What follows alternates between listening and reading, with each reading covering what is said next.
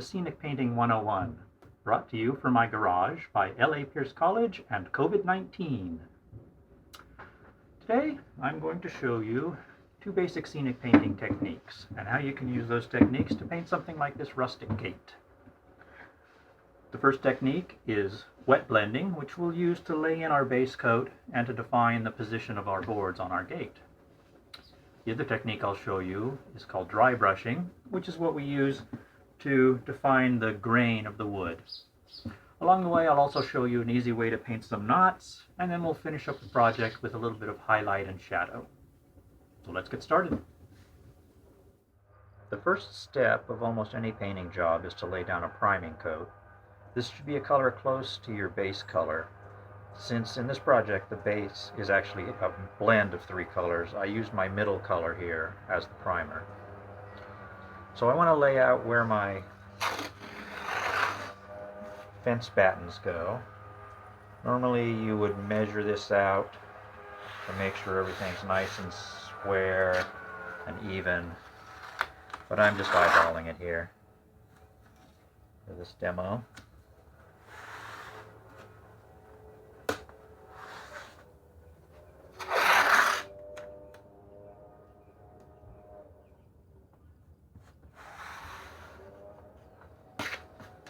Alright, I'm ready to start laying in my colors. I'm going to start with my darkest first.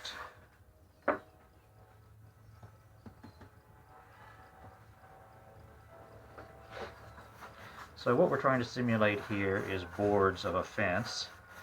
So you're going to want this paint here to go all the way top to bottom, as though we're kind of delineating separate boards. When you do a pattern here, you don't want to make it look like a circus tent where it's even stripes. So you want to have it some kind of a random pattern for the way you do it. Okay, I'm going to start working in my middle color now.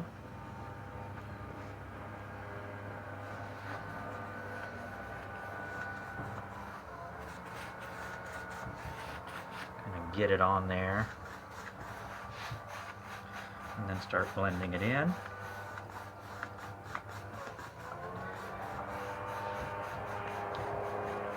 The hardest part of a wet blend is usually keeping it all wet. As you work, you need to work fast enough so that it doesn't dry out on you.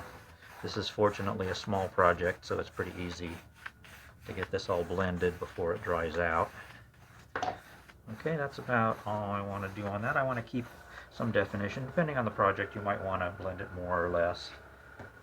Alright, I'm going to work in some light. I want my fence to be a little bit lighter up on the top. So I'm going to kind of just let this paint here sort of peter out as it goes down. Also, I don't want to do a lot in my dark areas here and sort of spoil the darkening that I've done. So just put a little bit of that on there. You can blend it out with your metal brush. That's good enough. Now this is going to be covered up with the graining, so you don't need to be too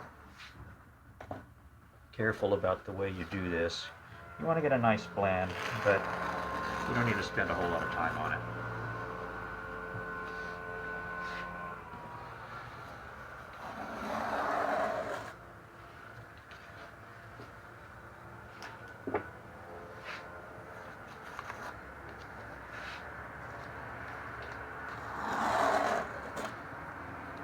Alright, now you're going to lay out your blending on your battens. And I'm going to start with a little light here. So you notice how I use the end of the brush to define my line. If you try painting like this, it's hard to make the brush get all the way, it's hard to push the paint all the way to the edge of the line. The paint naturally flows out to the edge of the bristles. So when you're cutting in lines like that, what you want to do is use the bristles of your brush to cut the line.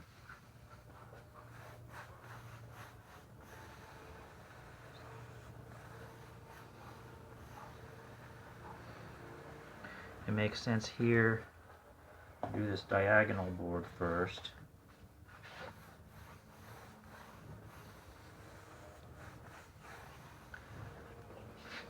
Because its ends are cut off by the horizontals. So you want to finish with the horizontals.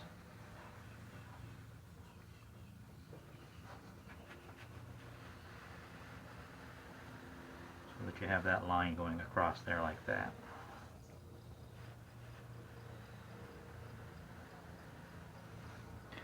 I'm doing a lot of dark to light in these boards here, which is a little extreme. Okay, good.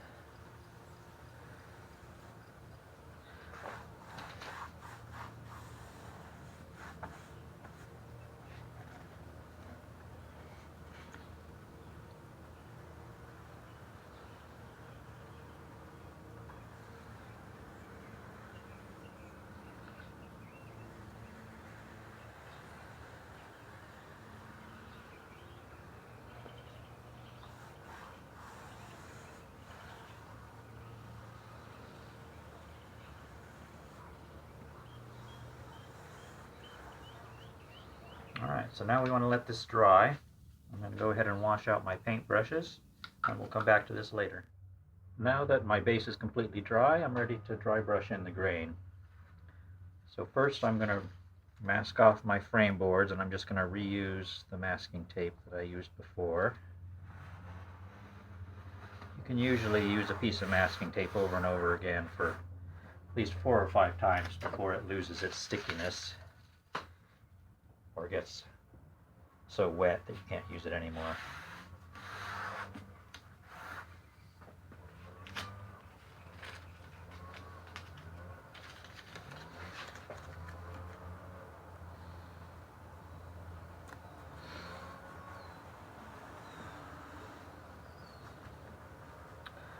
Dry brushing is actually easier if you have an old paintbrush with splayed out bristles. So I have a brush here that I used for applying some chemical stripper to some furniture that I was refinishing. And you'll notice how the bristles on it are all rough and splayed out as opposed to this new brush where they're a little tighter. So what you want ideally is something like this, or an old worn out brush. The other thing about it is you want to water down your paint so that it flows really easily. If it's too thick, it won't flow and give you a nice, smooth grain.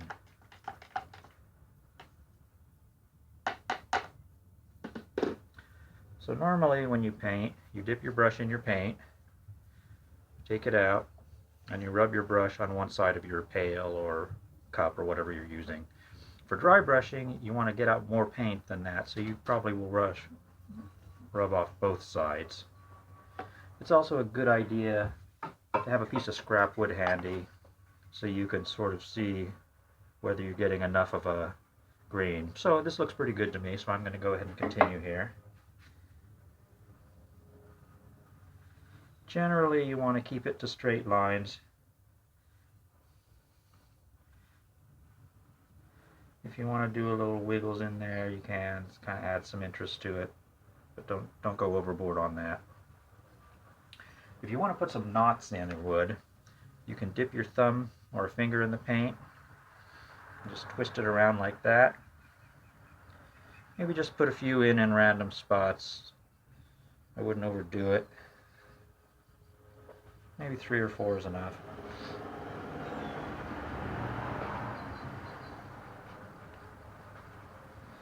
And continue with the dry brushing.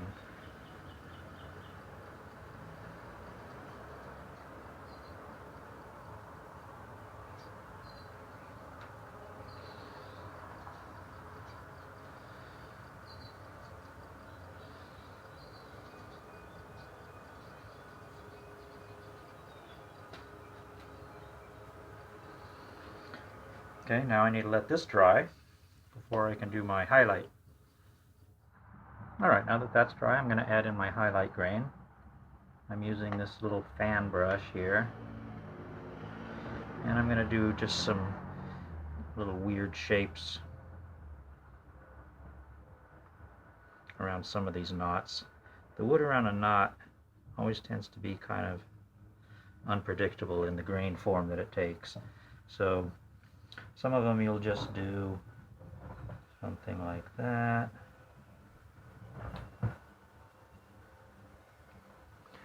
But most of them, they'll have some other kind of weird sort of swoopy shapes around that they take. Go ahead and do those.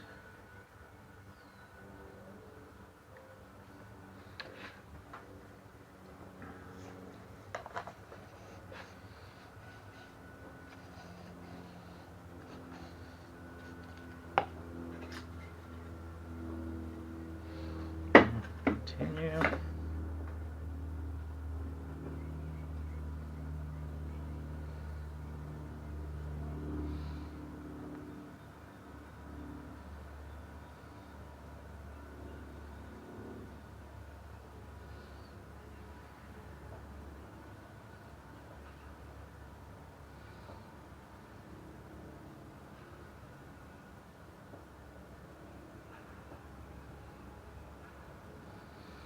You notice if you tip the brush on its side, you tend to get sort of heavy.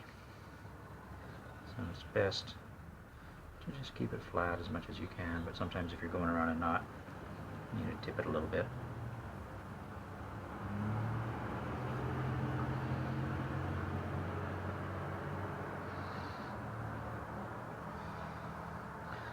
So after we lay in our highlight, we're going to go ahead and do these boards, but we want to let that dry first so that we can move our masking tapes out to the side there. So I'm going to go ahead and wash my brushes and take another brush. Alright, this is dry, so I'm going to go ahead and do my battens. Just move my tape out here to make it a little easier.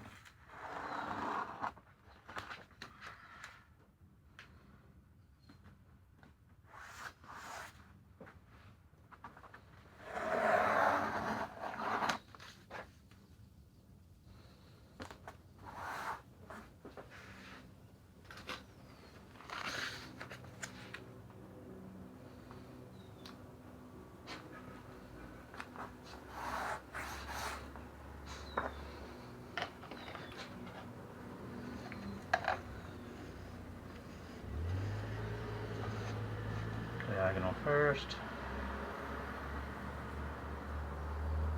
I always like to have a damp rag when I paint,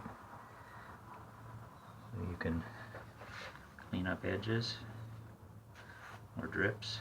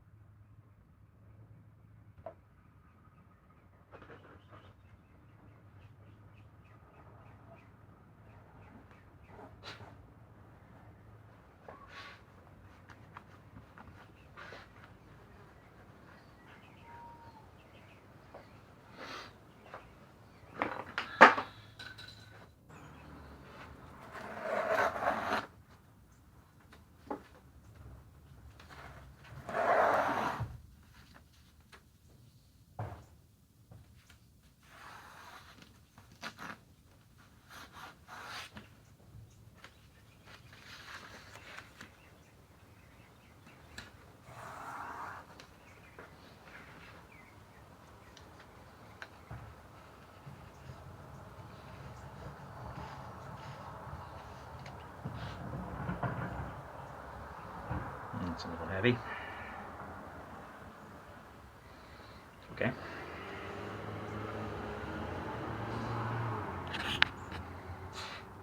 Let's go ahead and put a little knot in right here. Maybe another little one right there.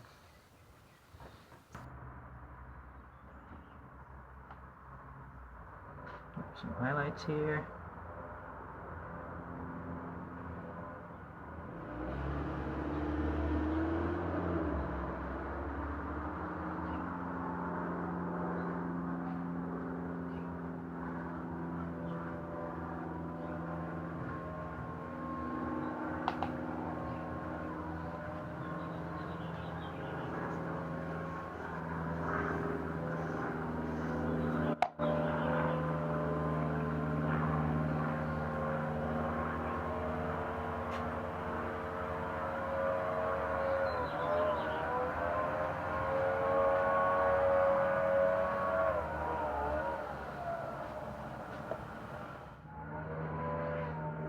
we're almost finished here. We're just going to do some highlight and shadow and a little bit of touching up around some of these knots that I got a little crazy with the highlight there.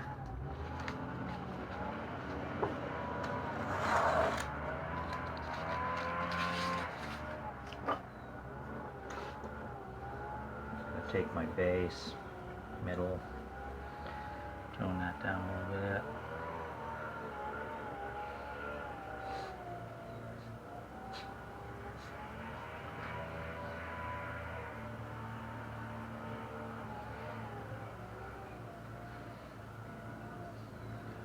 Okay. And I'm gonna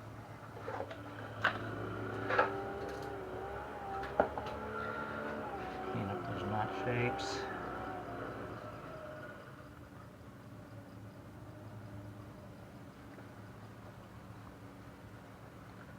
Okay.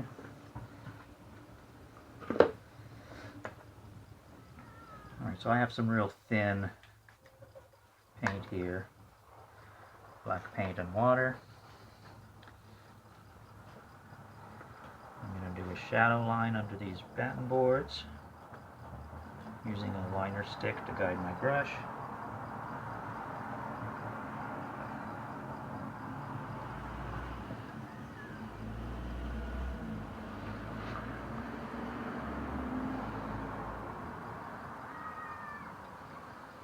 This is where you're straightening out any irregularities in your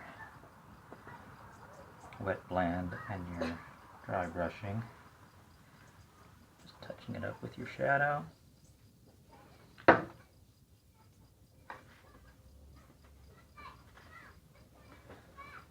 I'm going to use a little narrower brush here. I'm going to run some vertical lines to delineate fence boards.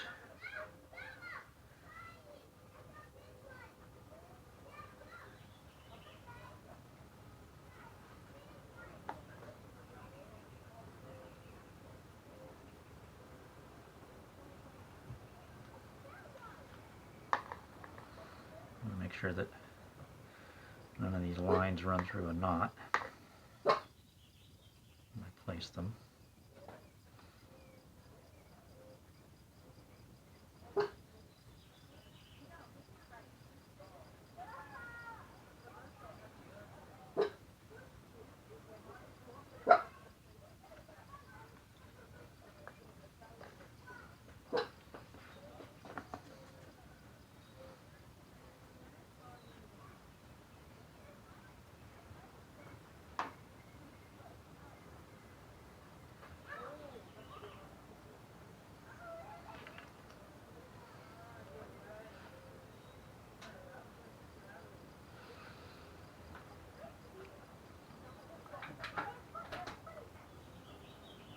The stick looks like it's curved, but it's actually a straight stick. It's the wide angle lens on my camera that makes it look like a curve.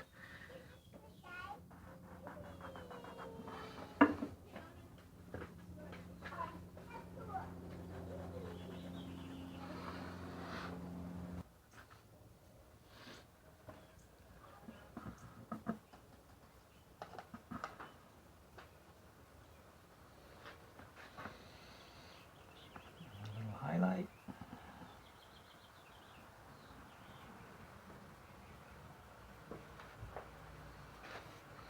It's okay if it's not a totally even straight line. It looks actually better usually if it's a little bit broken up.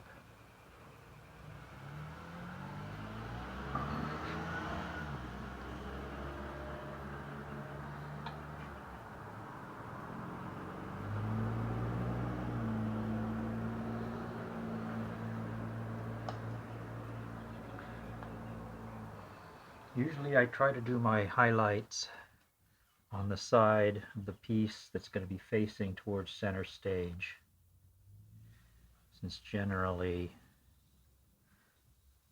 the center of the stage is going to be the brightest part of the stage. So if you don't know specifically how the lights are going to be in a show, a safe bet that you can highlight towards the center.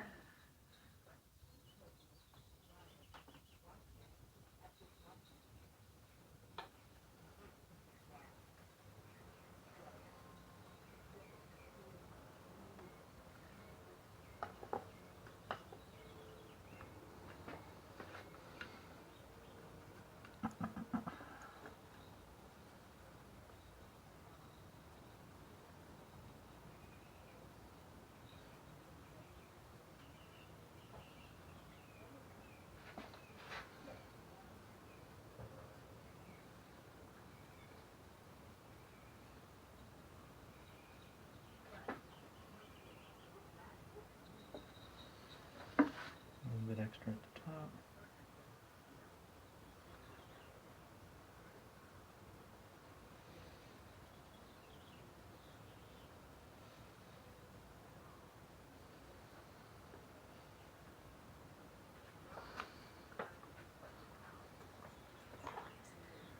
And last but not least, I'm just going to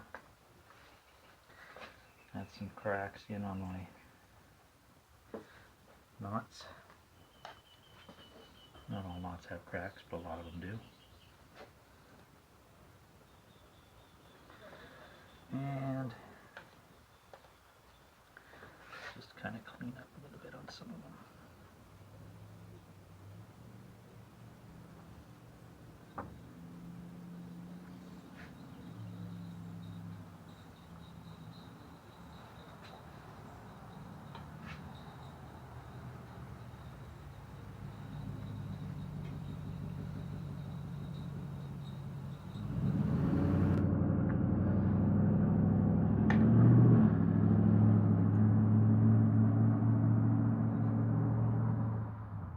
Okay, that's it.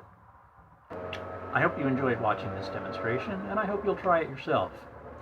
Even if you don't have the right colors of paint, just use whatever you've got available. As long as you've got something dark and something light, you'll probably come up with an interesting effect.